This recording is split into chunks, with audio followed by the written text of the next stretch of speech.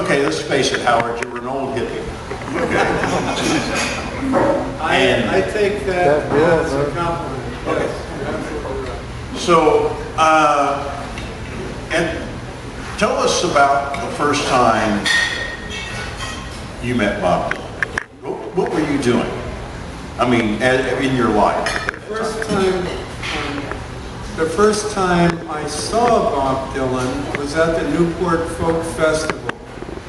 I was working for the festival. I fell into a job sitting on a bar stool, and the guy beside me said, "Are you guys here for the festival?" And we said, "Yeah." And he said, "How would you like a job?" So we just did. We said, "Yeah." And so one of my first jobs was standing at the gate where the performers came in. And I happened to look over by a tent and I saw Bob Dylan. Well, and I went about 100 and something miles just to see Bob Dylan. So it's kind of nice being backstage with all these professional musicians and singers going on. So I saw this guy go up to Dylan, and the two of them hugged, just like me and Father Marcus did a little while ago, and except they kind of danced around together. And I thought, who the hell is that guy? And I'll tell you about that later. So I saw Bob Dylan. That was like a miracle. You know, it's kind of like if Jesus came back and he said, "Hi, Howard, how are you?" It'd be a big moment. And I said that for my parents. They were Southern Baptists, and they would appreciate that story. But the first time that I really saw him was once the festival got going. No, before the festival got going, thank you, bud. I was picking up paper. I did anything they told me to do. So I was around in the back. There was kind of a dirt road that ran around there. And I was back there picking up paper from the grounds. It was a lovely summer morning. It wasn't hot. It was sunny. Because it was near the ocean, we had a breeze. And I was picking up paper, and I looked down the road, and I saw Bob Dylan and Joan Baez walking toward me. And I didn't beat on myself or anything, but I can't tell you how excited I was. It's really difficult to say, but I was so happy. I stood up and I said, "Welcome to Newport." And so they both got these big smiley faces on, and they came over and stopped beside me. Bob Dylan and Joan Baez in 1964 were perhaps the two most famous people among young people. I would say among young people. They were very, very famous.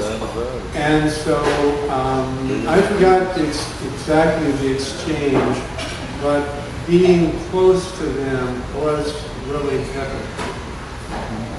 Okay, now, that was in 1964. Bob Dylan first did the folk festival in 1962. That kind of started his career. And by the time 1964 came around, he was pretty much a superstar. Had a couple albums out. And then the following year was when he did this event where he pulled out the electric guitar. And tell us, okay, were you working for them that year too? Okay, you were in the Air Force, right? Right. Okay, you were on leave from the Air Force. And you were working for the festival again. And wasn't there someone that you turned away that you were not supposed to? That's a wonderful story. While I was working at the gate, one of my first jobs, they told me, stand there and check people's badges when they come in. If they don't have a badge, don't let them in. So I'm standing there, people drive up, may I see your badge? Yes, thank you, welcome to Newport, that kind of stuff. People walk up, may I see your badge? Performer's pass, that's what it was. That means this person is very important to the festival, they have a performer's pass. Well, come in. And so I'm standing there, and a whole group of people come up. And so I said, may I please see your performer's passes? So everyone has one except this tall man, who was tall, and he was kind of smiling. And so I said, may I see your passes? He said, I don't know where it is, something like that. And I said, well, I'm sorry, I can't let you in. And at that point, Peter, Paul, and Mary came running over, and he said, he's okay, Pete, nice to see you. So this was Pete Seeger. Now, I fell in love with Pete Seeger once I realized who he was and how patient and relaxed he stood there while I was this little kid who knew nothing. Cool. You know, he was just so cool. He wasn't upset. Wait a minute, I'm the most important person here. He didn't do that.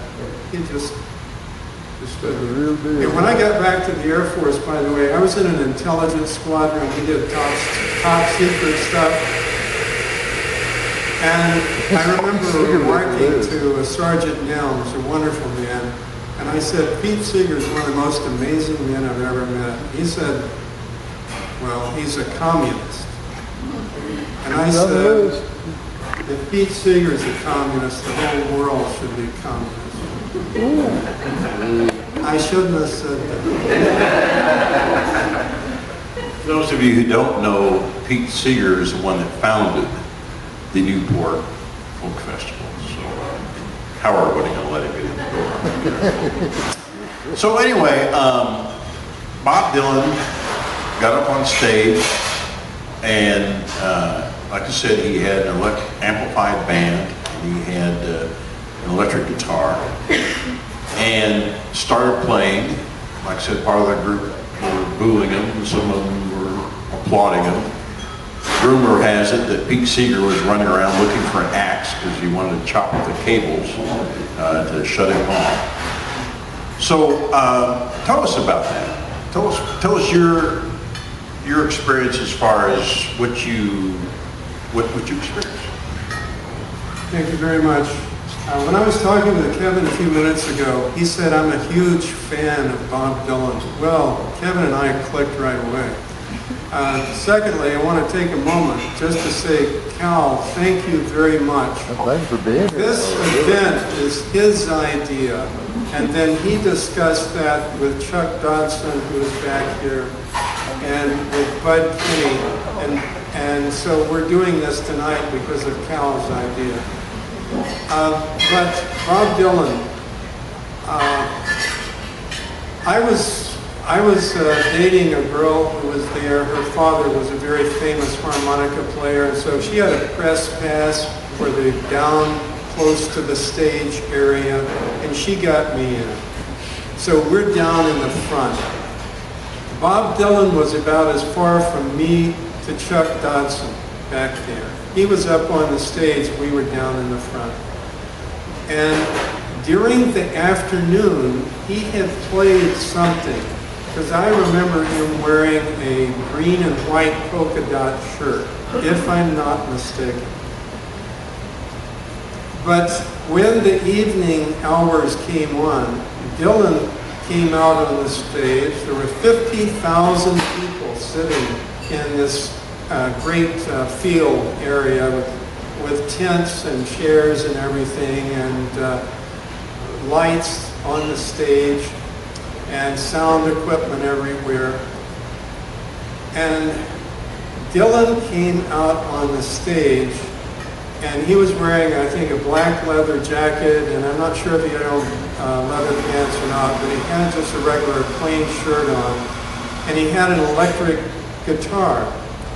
Well, the folk festival was people who were playing acoustic instruments.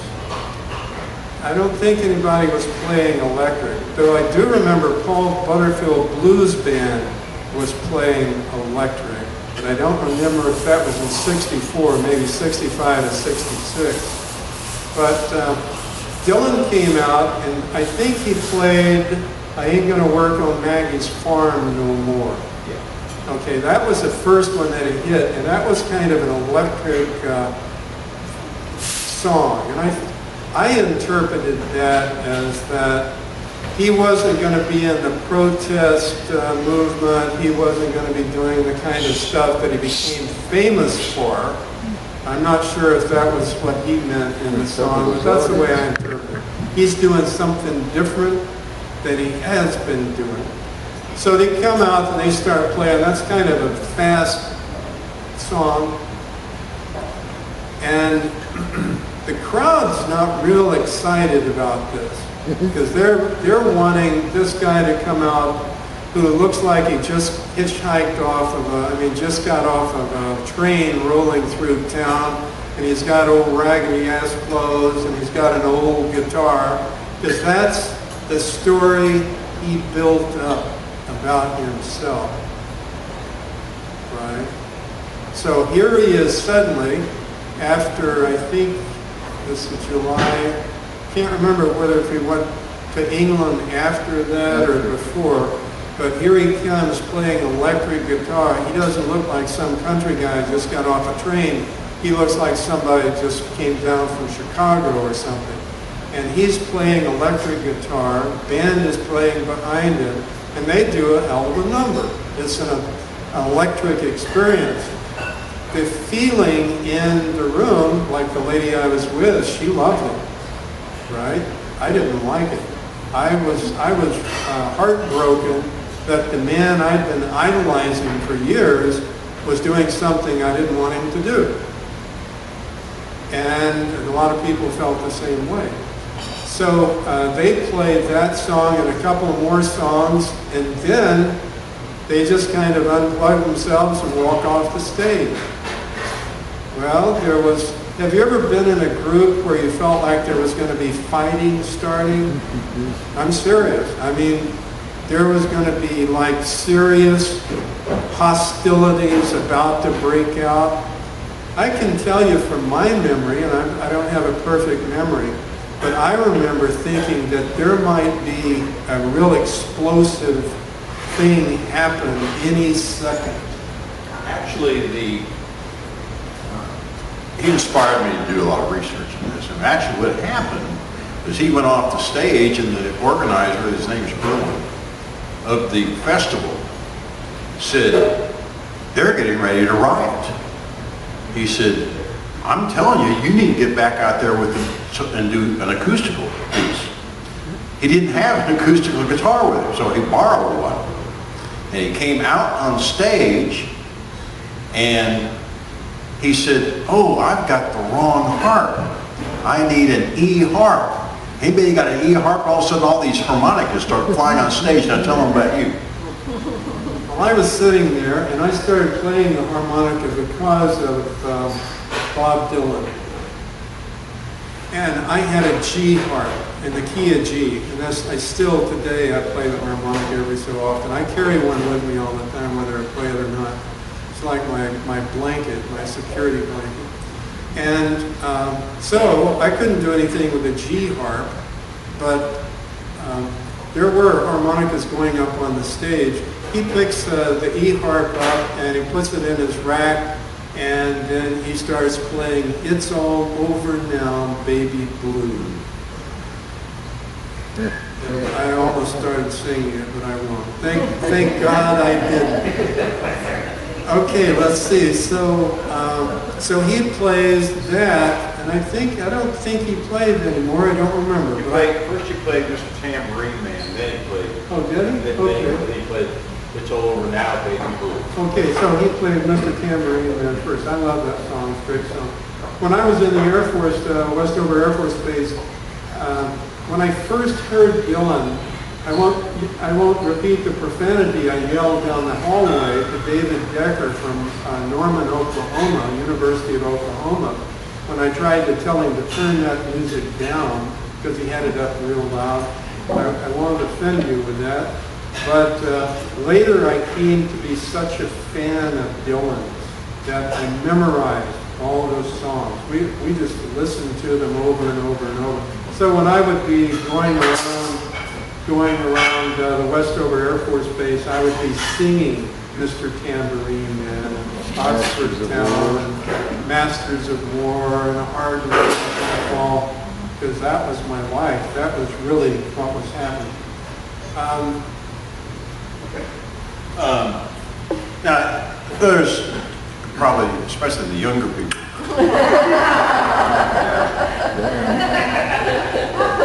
Leonard Brown! Leonard Brown! I felt so terrible about going to do this because I didn't feel like I was doing a poetry thing. I was just trying to remember stuff. And Bud came up with the idea. What a great man this guy is.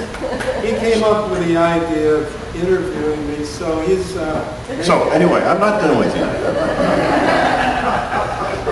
So anyway, there's probably somebody who's saying, what's the big damn deal about this? And this is the big damn deal. Up until then, you were either playing folk, or you're playing rock, or you're playing big band, or you're playing jazz, but you didn't mix them together. And Bob Dylan was the first one to have the guts to put them together. And that's why it's a big deal. And you talk to any musical historian, and they'll tell you it is a very big deal. And I think we're real fortunate to have someone here who witnessed that. Now, after Bob Dylan left the stage, people were still riled up. Tell them about that. Well, you may remember that the first time I saw Dylan at the Newport Folk Festival, this rather scruffy-looking guy comes up to him, and they're like old friends. And they put their arms around each other, they dance around, and I'm thinking, who the hell is that guy? Because I'd like to be that guy. I'd like to be dancing around with Dylan. So this guy turns out to be a harmonica player, and his name is Mel Lyman. He was with the Jim Queskin Jug Band, and he also became a very powerful influence in my life because in 1966, during the Newport Folk Festival, I was down picking up paper or mending a fence or something, and he comes walking down, and we talked about how the sunset or something, and then he starts listening, and everything in my life starts rolling out, like everything comes rolling out. So he said, what are you going to do after the festival? And I said, I'm probably going back to Santa Barbara. There was a ballerina there that I met. And he said, you should come to Boston. I've got a family there you'd fit right into. Well, that's jumping the story, but what happened, here's this audience at Newport Folk Festival. Bob Dylan had just come out and done something unheard of. There were people really you felt like somebody was going to whack you in the head any minute because the intensity was growing, and you got 50,000 people here. When you start getting a lot of intensity in a big crowd, it was getting kind of, I was literally afraid something was going to happen that was going to be a hell of a mess. This guy, the scruffy guy I'm talking about, he goes up to the microphone, takes his harmonica, and he starts playing Rock of Ages. Well, I'm a Southern Baptist from Hot Springs, Arkansas, so he hit my key, and so I could identify with Rock of Ages. The whole crowd started mellowing out. This guy didn't say a word, he just started playing Rock of Ages. And he's a very famous guy, by the way, because Hohner Harmonica used to have pictures of him playing the Hohner Harmonica in the Newport Folk Festival programs. So he played Rock of Ages. The crowd mellowed out, and finally people stood up and started leaving. For me, as a very devout Southern Baptist, at that point, I said, wow. The next day I saw Mel Lyman, and I went up to him and I said, that was absolutely amazing what you did last night. And he had blue eyes, his blue eyes kind of twinkled, and he was real fast, and he could say things very quickly, which I can't. Okay, so then Mel introduced you to Bob Dylan a second time. Tell us about that. Now this, Howard got a little confused. Well, I think that was the next year. No, it actually happened right after this almost riot, because when Bob Dylan left the stage, he did not come back to the Newport Folk Festival for another 37 years. So tell us about the next time you met him. Well, Mel Lyman knew that I was a great fan of Bob Dylan's. He arranged for I, and Bob Dylan to get together in a motorhome that someone had driven into the place where performers park their vehicles and things like that. Because a lot of people were sleeping in their cars. A lot of them were in hotels too. But Mel was sitting, this was about 8 o'clock at night. Mel was sitting in the driver's seat. I was sitting in the front passenger seat. And he talked Dylan into coming and joining us. Mel knew how much I admired Dylan, and one time he said, "You're a Dylan's friend, aren't you?" And I said, "If I were Dylan's friend, I would have it tattooed on my forehead." And so Mel arranges for Bob Dylan to come and get in the RV. Now we're sitting in the front facing toward the stage, and it's nighttime. You can see the lights of the stage, and you can hear the Staples singers. They're up on stage and they're singing. They're a wonderful group. So Dylan comes in and comes inside the door behind us, comes inside and sits down. Mel and he are old friends, and they start talking, and then Mel starts doing kind of an overview of things, and he was talking some about me. I think he was trying to introduce me to Dylan. But I sat there, I was almost petrified, because here's the guy that I think is probably one of the most important people in the world in my life, and he's just sat down behind me. And Mel starts telling him I'm from Arkansas and all of this, and I'm whatever. And then he kind of turns it over to us, like we're supposed to do something. But I couldn't do doodly squat. I couldn't do anything, just sit there. I couldn't even turn around and look at him. And then he asked, I think he asked me, "Are you really from Arkansas?" And I said, "Yes." And maybe he said something else after that, and then it stopped. Nobody said anything. Just got real quiet.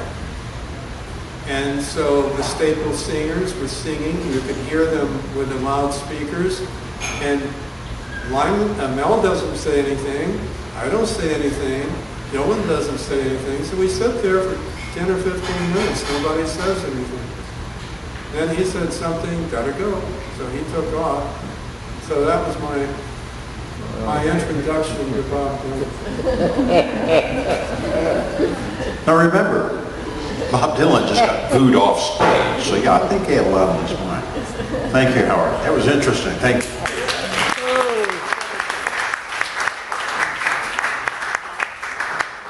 One other thing, I went to the public library and I checked out 4 or 5 books on Dylan. And I also checked out 2 DVDs. And one DVD is called No Direction Home or something like that. It's really excellent. And then here's a book that Bob Dylan wrote. This is a children's book, and it's Forever Young. I think this is a song that he wrote, and he wrote it for his son. This is the most precious book. I wish Bud could read it, but maybe I'll just tell you. You can buy it online on Amazon. You can go to the public library and read it. It's really a very beautiful book. It's like a prayer. I haven't heard the song, but thank you. All right. Thank you. Thank you, Howard.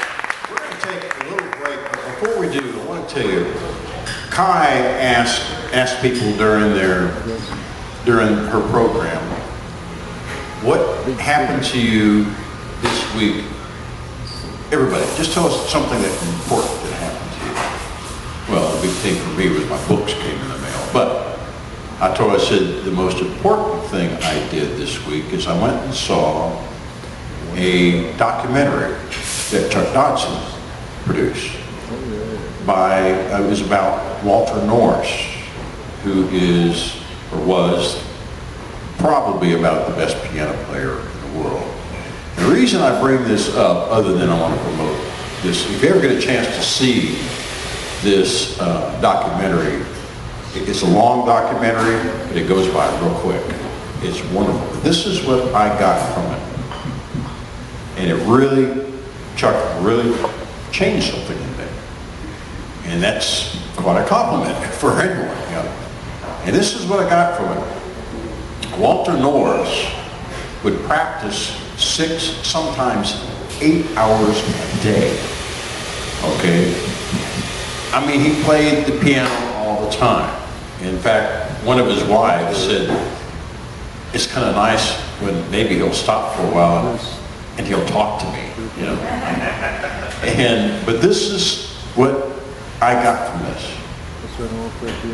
I don't know if Chuck asked him why he did that, why he practiced so much, but he said, essentially, artists do their art.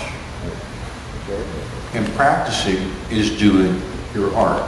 He didn't see it as practicing in preparation for something. He was doing it because he loved to do the art. And we as artists need to keep that in mind, especially writing, because the more you write, the better you're going to get. And that clicked in me. And I want to thank you for that. Thank you, Chuck. Okay, we're going to take a little break. We'll come back up and have you want to pass the hat? Yeah. Let's get the hat. What goes in the hat goes to the feature. So, Jen, you got it, right? So, with Howard, it'll go to Julie, you want to pass this around for us?